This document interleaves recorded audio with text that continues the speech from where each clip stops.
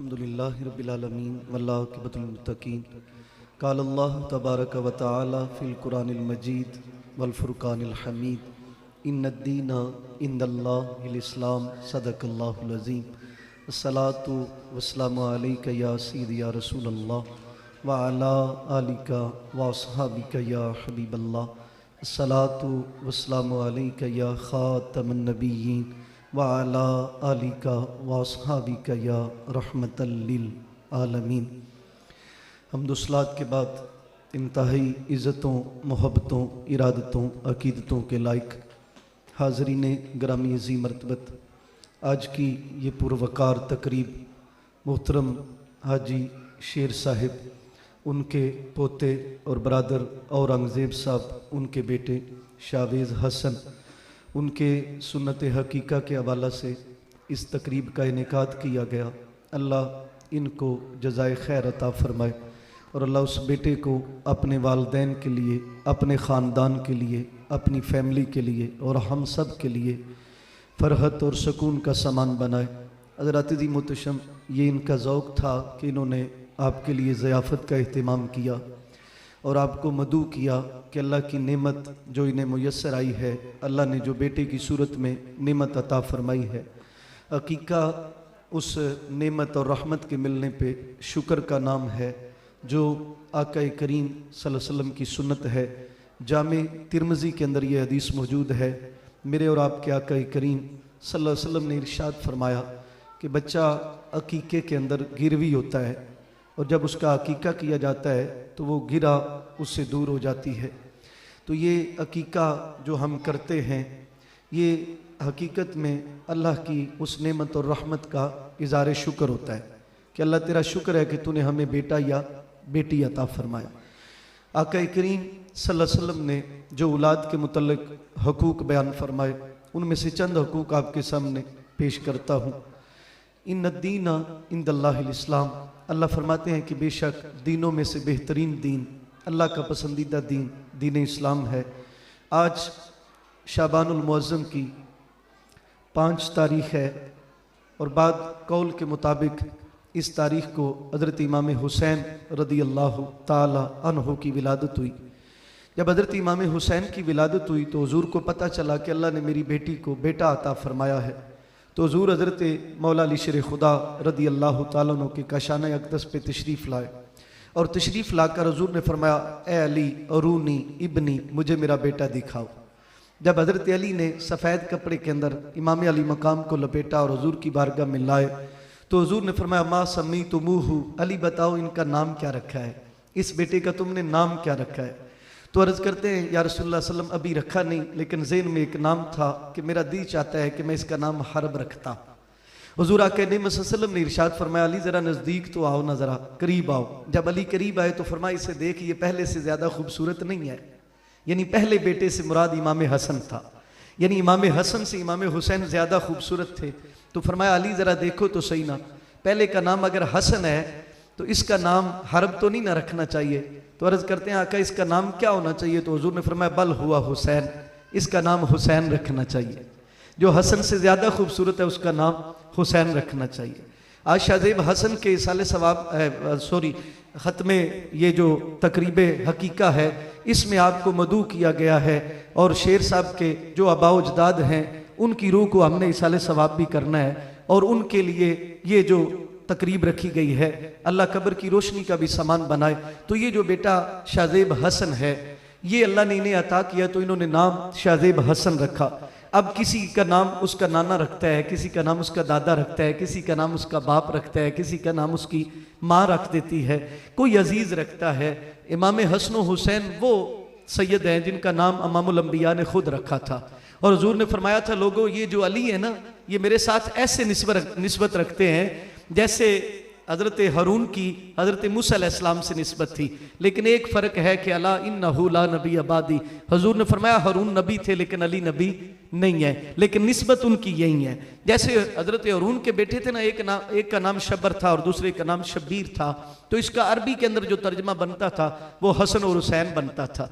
तो हुज़ूर ने फरमाया, अली इसे देखो तो सही है कितना खूबसूरत है, तो नाम हुसैन रखा गया। अब मेरे आका करीम सल्लल्लाहु अलैहि वसल्लम की ये सुन्नत भी हो गई, यानी नाम रखना।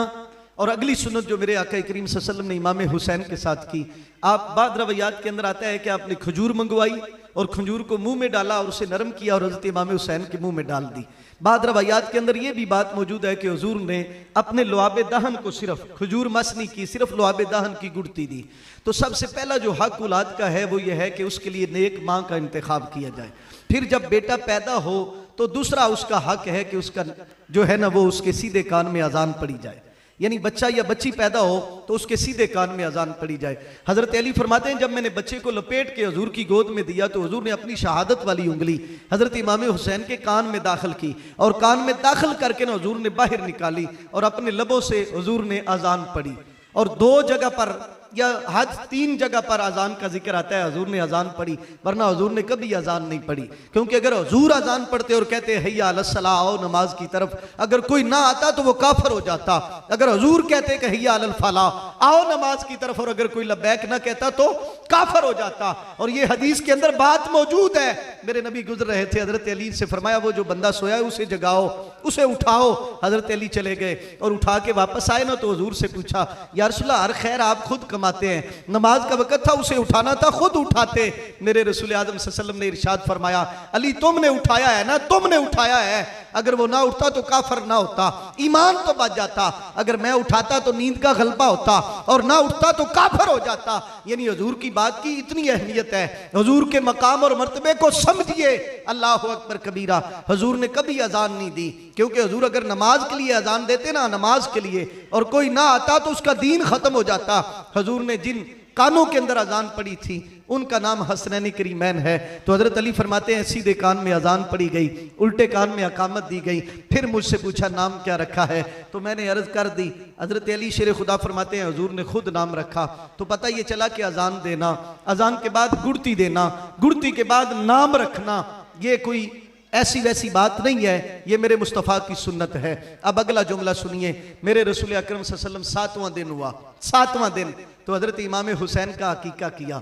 2 बकरे मंगवाए, चतकुपरे बकरे 2 मंगवाए, उन्हें ज़बह किया और ऐलान किया आ जाओ आज मेरे बेटे का अकीका है, आज मेरे बेटे का अकीका है। आज मेरे औरंगजेब भाई ने आपको बुलाया है और बुलाने का मकसद ये था आपको ज़ियाफत। आप रोज ही रोटी खाते हैं माशाल्लाह, अपने घरों में आला से आला खाना आप खाते हैं, लेकिन इन्होंने आपको अपनी खुशी के अंदर शामिल किया और बुलाने का मकसद ये था कि आपको बताया जाए कि हम कितने खुश हैं जो नेमत अल्लाह ने हमें अता फरमाई है, जो नेमत अल्लाह ने हमें अता फरमाई है उसकी सूरत में हम शुक्र का जज्बा रखते हैं।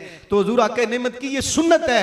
हुजूर ने लोगों को बुलाया, अपने बेटे का अकीका किया और वो जो बाल नहीं उतरे थे, जिसे हम पंजाबी में कहते हैं झंड लवाना, वो जो बाल उतारे गए, हुजूर इतने खुश थे। हुजूर ने फरमाया लाओ इन बालों को। और वैसे इनका हुक्म जो शरन हुक्म है ना, वो ये है कि इन बालों को दफन किया जाए, बालों को दफन किया जाए। जब बाल उतारे गए तो हुजूर ने फरमाया लाइए। जब बाल लाए गए तो एक पल्ले में बाल रखे गए, दूसरे पल्ले में चांदी रखी गई और उस हम वजन करके ना हुजूर ने अपने बेटे से वार के उसे सदका किया, ताकि पता चल जाए कि बेटे और बेटी के आने की खुशी कितनी होती है। इन्न दीन इंदल्लाहिल इस्लाम, इस्लाम हमें जिंदगी की पहली सांस से लेके कब्र की दीवार तक और कब्र से लेके हशर तक, हशर से लेके आगे मकाबे जन्नत और दोज़ख तक हर चीज को वाज़े बयान फरमाता है।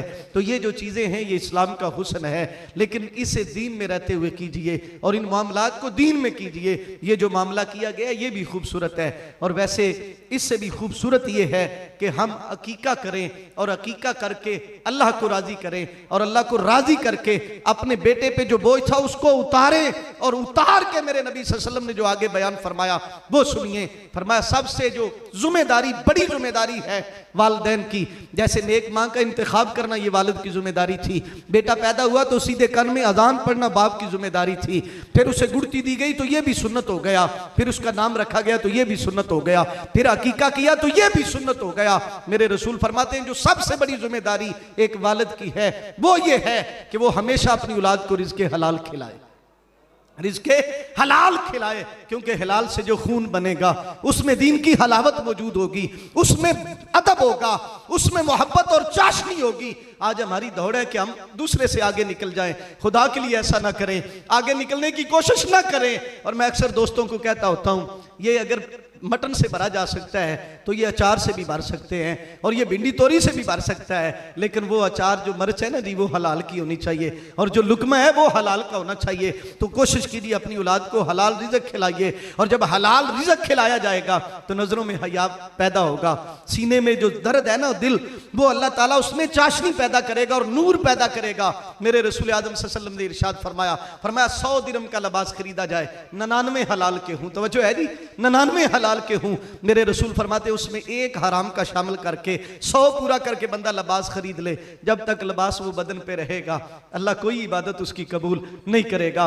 एक हराम का लुकमा 40 दिन के सजदों को जाया कर देता है। जहां हम ये ख्याल करते हैं कि मैंने बेटे के लिए मकान कौन सा बनाना है, किस टाउन में बनाना है, किस जगह पे बनाना है, वहां ये फिक्र भी अपने साथ रखें। मेरे रसूल आदम सल्लल्लाहु अलैहि वसल्लम ने इरशाद फरमाया 7 साल का हो जाए तो उसे नमाज, 7 साल का हुक्म है कि उसे सीने से लगा के रखें। 7 साल के बच्चे तक, यानी 7वें साल तक उस बेटे को अपने सीने से लगा के रखें। वो आपसे सीने से सीखेगा, उसे मोहब्बत का जज्बा पैदा होगा, और फिर सबसे बड़ी बात इंसान अपने किरदार से उसे तरबियत देगा। 7 साल का हो जाए तो मेरे रसूल फरमाते उसका हाथ पकड़ के, उसकी उंगली पकड़ के उसे मस्जिद की तरफ ले जाया करो। आज तो मौलवी साहब परेशान हो जाते हैं ना, कितने ने बच्चे, वो संभालो इन्हों, खुदा की कसम ऐसा ना करें। जहां बच्चों के शोर की आवाज होगी ना, वो मस्जिदें हमेशा आबाद रहेंगी। हदीस ये बताती है, हुजूर खुतबा दे रहे थे, मस्जिद नबवी में एक 4 साल का बेटा था, जरद रंग का लिबास उसने पहना हुआ था। जब वो आया ना तो टांगे लड़खड़ा रही थी, जिस्म के कपकपी थी। मेरे रसूल ने खुतबा छोड़ा, मेरे रसूल ने खुतबा छोड़ा, उस बच्चे को उठाया, अपनी गोद में बिठाया, और लोगों को यह नहीं फरमाया कि बच्चों को मस्जिद में ना आने दिया करो, बल्कि फरमाया लोगों बच्चों को मस्जिद लाया करो। और मेरे रसूल आदम सल्लल्लाहु अलैहि वसल्लम हालते नमाज में थे, जब सजदे में गए तो मेरे हुसैन पुष्ट पे सवार हो गए। जब पुष्ट पे सवार हुए तो क्या कहने, हुजूर ने अपने सजदे को लंबा कर दिया, सजदे को लंबा कर दिया। ये हदीस भी बता रही है कि बच्चे मस्जिद नबवी में आया करते थे, और बच्चों का शोर मस्जिद का हुस्न है। आज शोर मचाएंगे, हमें देखेंगे नमाज पढ़ते हुए, कल ये कामिल और मुकम्मिल नमाज के आदी बनेंगे। जिस तरफ बच्चे की आदत बचपन में पड़ जाए उस तरफ जाती है। मेरे रसूल आदम सल्लल्लाहु अलैहि वसल्लम ने फरमाया 7 साल का हो जाए तो उसे ले जाया करो, 10 साल का हो जाए, 10 साल का, ये जो फिक्र नहीं है मैंने कौन से स्कूल में पढ़ाना है, उसे कौन सी तालीम देनी है, उसे शादी में कौन सा जोड़ा देना है, ये सारी फिक्रें रखें। लेकिन इसके साथ साथ एक फिक्र ये भी रखें, जैसे स्कूल जाते हुए 50 का नोट नहीं देते, ओ बेटा मान जा स्कूल चला जा, 50 और 100 का नोट देते हैं। इसी तरह अपने बेटे को कभी 10 दे के ये भी कहें बेटा आप मस्जिद चलें, आओ बेटा मस्जिद चले नमाज पढ़ने के लिए, उसे इस तरफ भी दे। हजरत बाबा फरीद गंज शक्कर रहमतुल्लाह अलैह, मैं ये वाकया बयान करके आखिरी लम्हात की तरफ जाना चाहता हूँ। आपने अपनी वालदा से ये सीखा था, और पहली जो दरसगाह है ना जी बेटे की पहली दरसगाह, अल्लाह करे कि मेरी माओ बहनों को ये जुमला समझ आ जाए। आज दुनिया की दौड़ से निकले, दुनिया की दौड़ से निकले। ये कल की बात है, एक नौजवान शादी के लिए घर से निकला था, डिंगे का नौजवान था, शादी के लिए निकला था, वलीमे पे जा रहा था, पता ही नहीं था कि रात को मातम हो जाएगा, शाम को मैं वापस मैयत की सूरत में आऊंगा। जिंदगी की कोई खबर नहीं है, जिंदगी की कोई खबर नहीं है। हम वक्त अपने रब से डरिए।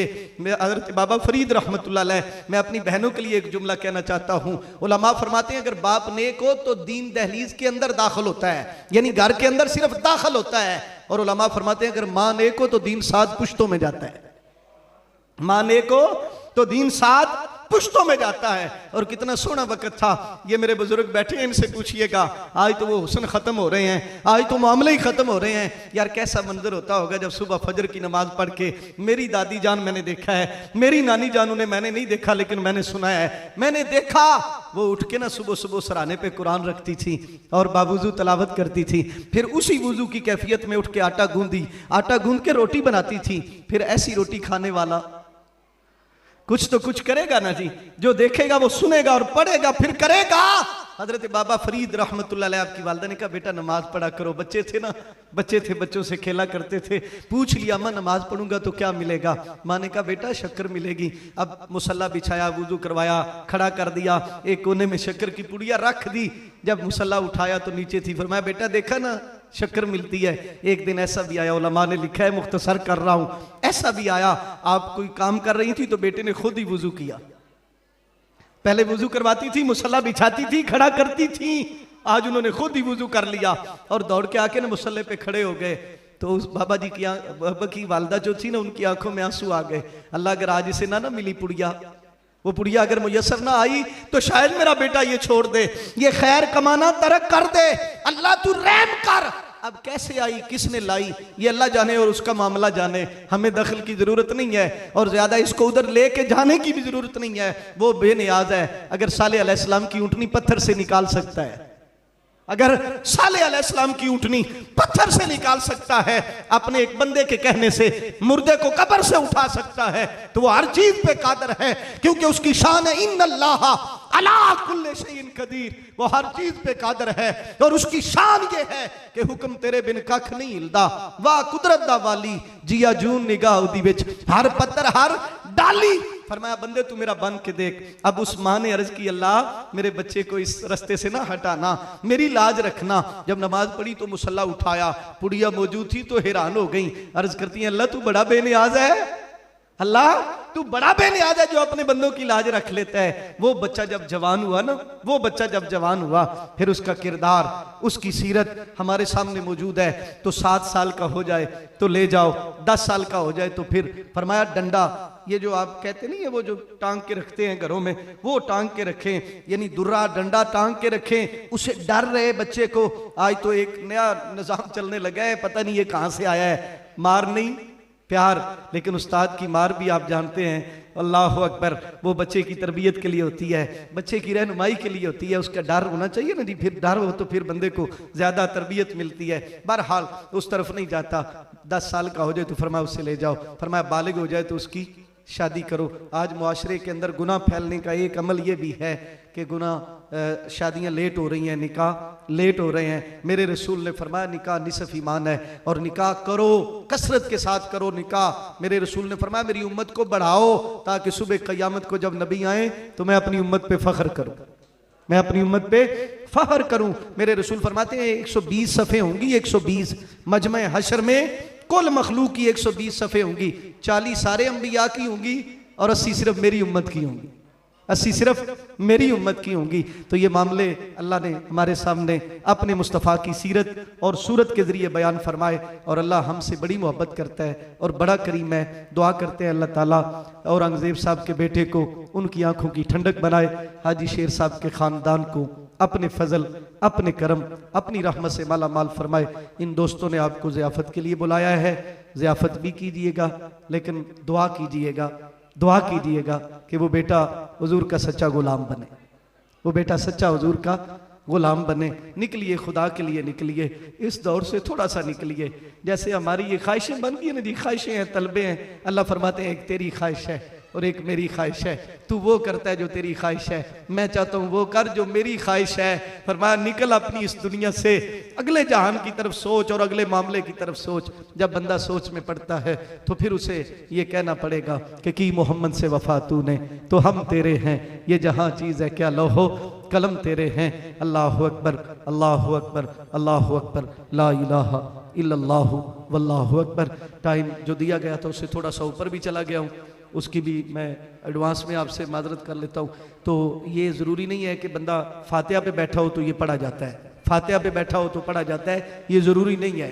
अता खरसानी फरमाते हैं जिस मकसद के लिए भी सूरह फातिहा पढ़ी जाए, जिस मकसद के लिए भी सूरह फातिहा पढ़ी जाए, अल्लाह उस मकसद में कामयाबी की नवीद सुना देते हैं। तो अल्लाह ताला आपको जज़ाए खैर अता फरमाए। आप तशरीफ़ लाए बरकत के लिए, किसके लिए?